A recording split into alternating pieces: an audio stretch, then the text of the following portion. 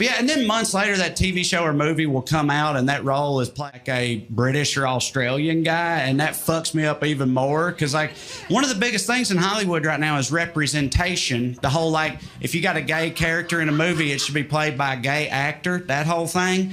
And they take that shit very seriously, too, for the most part. They do. They're taking it so seriously. At this point, it feels like if you got a script with a paraplegic protagonist in it, you better hope somebody at Juilliard gets hit by a fucking bus. Because otherwise, they're going to be upset with you. People are going to write some articles about you. That's how seriously they're taking representation, yet all the redneck characters are played by classically trained Shakespearean Brits, you know? Like, Netflix has got a project set in deep Appalachia. The director calls cut, and half the cast is just like, tea time, is it? You know, I must admit it is taxing portraying these hill people for hours on end, But as an artist, I ask myself, what would the hill person do? How would the hill person feel after the loss of their beloved pet opossum? What would they... Would they mourn the loss, or would they simply eat the beast? What would they do? Right? But if you look it up, you can find articles that explain why they do that. You find these articles that tell you, well, you know, linguistically speaking, the British accent is actually very close phonetically to the American Southern accent. That's why those actors are so adept at portraying those roles. I'm like, oh, that's fascinating. You know who else is adept at that? Actors from the South. Probably also pull it off, I bet. That's what they say is happening, but here's what I think is really going on. I think those studio executives are having meetings going over upcoming projects, and their assistant is like, this one's got a gay protagonist. I got the perfect gay actor. This one's got some biracial characters in it. I got a whole list of tremendously talented biracial actors. This next one's got some redneck characters in it. Yeah, I don't know if our insurance is going to cover that. They might present some liability concerns. We might need to go to Plan B. Let's see, redneck characters. Is Benedict Cumberbatch available? Because, you know, linguistically speaking,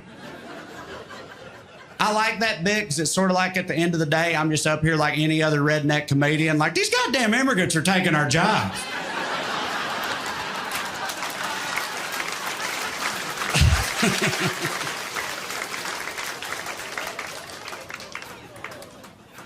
But it's not surprising, you know, if you spend time on the coast, they have a very low opinion of the red states, of the southern states out there. You know, they think the whole South is just crazy racist. And I mean, yeah, sure. Sure, but we're not the only ones. Like, racism's an American problem. That's what bothers me about it. You know, like, I'll talk to people in L.A. sometimes. They know I'm from the South. They want to know. They're like, you're from there. Be honest. That type of institutional racism, tell us about that. I'm like, why are you asking me about it when the LAPD is right there?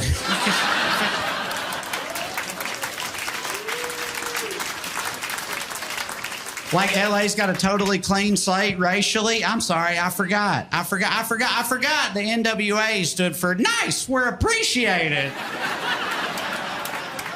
You remember Ice Cube and all their album covers? Just, things are great out here.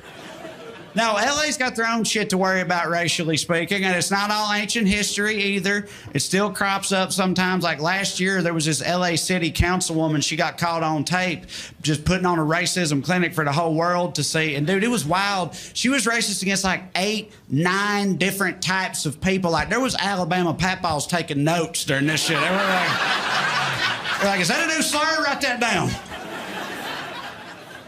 She made me realize something I never thought of before, which is like, yes, the South has more racists and more racism, generally speaking, but I'm now convinced that if racism was a sport, in a one-on-one, an LA racist could absolutely hang with an Alabama racist because of the versatility of their game. You know what I mean? They got more tools in their bag. You know, like an Alabama racist, they're real solid in the fundamentals. You know, like black people, Mexicans, the gays. When it comes to that, they'll sit in the pocket, they'll find a rhythm, they can go all day long, right? They're lethal. Most of them never even met a Jewish person, but they've heard enough to be dangerous, right? They got a puncher's chance if that comes up. But beyond that, what are they going to do? What are they going to do? This lady was racist against Armenians. Papaws ain't got the skill set for that.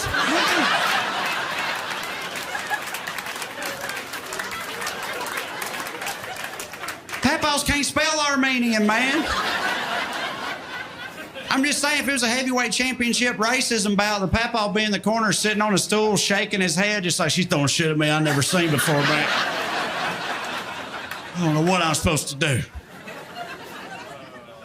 Yeah. It's a wild time in this country. Things are very divided. Things are weird right now. It makes it hard to be optimistic about things. People ask me that question all the time. They're like, how do you have any kind of optimism considering the world we live in? And for a long time, I didn't have any real answer for them. For a long time, I was just like, get drunker. I don't know. It's bad. It's bad. But now recently, thanks to my wife, I have discovered an answer to that question. I'm not saying y'all are going to like this answer, but I do have an answer to that question. I now feel if you want to feel generally positive about the current state of the United States of America on a global cultural scale, what you need to do is you need to watch 90 Day Fiancé on TLC, because you watch that shit and you realize America must be doing something right, dude. Because people all around this world are lining up, doing whatever it takes, throwing it all away just for the chance to make it somewhere in the Midwest. They don't give a fuck where they end up, dude. They'll do anything, up to and including marrying the biggest jabroni in the state of Ohio, gladly. They'll interview this guy on there. He's like, yeah, my name's Jason. I'm a 35-year-old dodgeball coach. And ever since my mom kicked me out, I've been looking for Miss Right, you know, like the type of woman that knows how to load the dishwasher and keep her mouth shut during Buckeyes games, that type of thing, right? And you're listening like, I don't like your chances, Jason. You don't seem like much of a catch to me. Then they cut to some beautiful girl in Estonia or somewhere like that, just like, Jason is man of my dreams. I often fantasize about being with him and eating hamburger helper off of paper plate. In the Shangri-La known as Dayton, Ohio. Dying to get over here. Then they get over here and their eyes are filled with wonder, you know, like Jason takes that same girl to like an Olive Garden in a Dayton strip mall or something. And she's just sitting there like, oh, this spaghetti for one person? It's like, fuck yeah, that's how we do, goddammit. Land of plenty, baby, USA. I don't know, makes me feel better. Makes me feel worse at the same time, but it also makes me feel better.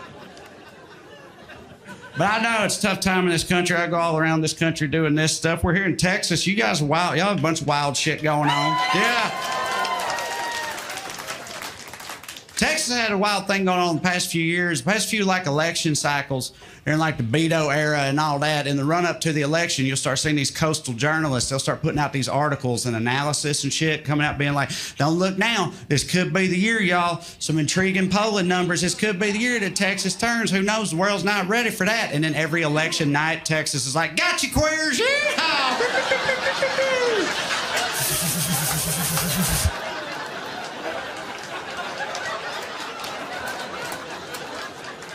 Y'all actually bought that shit, huh? No, we wilder than ever, baby. We got abortion posses. We're FedEx and Mexicans. What's up? Let's go. You want some? We'll send you some. What kind you want? We got all kinds. We got Guatemalan Mexicans, Costa Rican Mexicans, you name it, buddy. Texas. This is how wild Texas is. I got a buddy that lived in Texas for like 10 years, and he told me recently, he was like, did you know there's a state-level Republican congressman in Texas who's been trying to pass legislation that would make bestiality legal in the state of Texas? As soon as he told me that, I started telling everybody I knew. I was like, y'all heard what Texas is doing? Listen to this shit. And this is how wild Texas is. I never met 1 ounce of skepticism anywhere. Like, anywhere. Like, even within the state of Texas, no one was ever like, that don't sound right. Are you sure about that? Universally across the board, everybody's like, yeah, I've been waiting on that to happen. That is pretty on brand. Right, which is particularly damning because it turns out my friend was wrong. There's not a congressman here trying to make bestiality legal. He was wrong about that. But to be fair to my friend, that is a real argument that does exist on the internet. If you Google it right now, you can find people out there being like, no, bestiality should be legal. You want to know why? And you're like, no, I don't. I've never wanted to know anything less, in fact. But I've also never been more confident in my position on a subject than I am on this one right now. It don't matter what you say. I know where I stand on this particular matter. So sure, go ahead, why not? Why should bestiality be legal? And they're like, bestiality should be legal because it's not like these animals are signing off on us slaughtering and eating them either. And you're like, that's more sense than I was prepared for you to make. I'm upset at how logical that is, frankly. Because I like cheeseburgers and now I'm sad. Right, because it turns out it's a vegan argument. There's vegans out there trying to make that argument in an effort to illustrate to people how fucked up it is that we eat animals at all. They're trying to draw this parallel, right? And I know what they're trying to do, but I also know how America works. So I know they think Americans are going to see that argument and be like, damn, they're right. We shouldn't be eating them. But I know Americans are going to hear that argument and be like, damn, they're right. We should be fucking them.